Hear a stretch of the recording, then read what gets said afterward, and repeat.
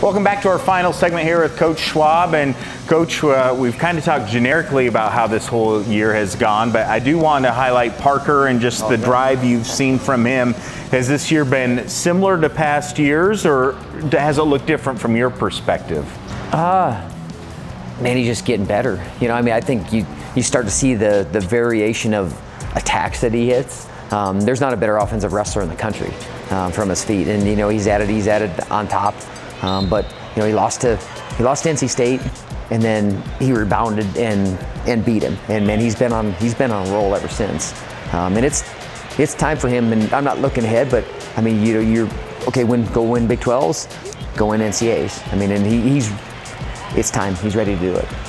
And talk about your other upperclassmen, the sense of urgency. Biscaglia and guys that are it's their last go.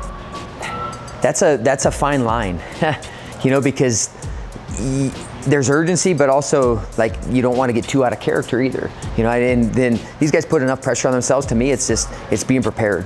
It's being grateful for the opportunity that's in front of them, and I think when they stay focused on that, then I think you have a better performance. And that's really what we're trying to key into is, okay, when did you perform your best? Okay, how were you thinking?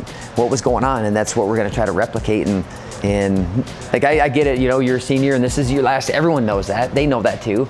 But try to figure out in here, having them prepared as you can, I think gives them the best opportunity, and that's what I feel like we've done as a staff. Now it's handed over to them. Go perform.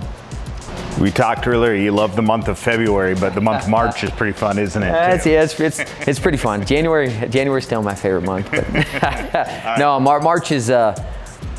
Even with the state tournaments, all this stuff. Just the culmination of your season, and really just getting to see guys have some joy, because you don't get those few opportunities where you get to jump into coach's arms and they get to have that, and you look forward to those moments because everything that was put into it.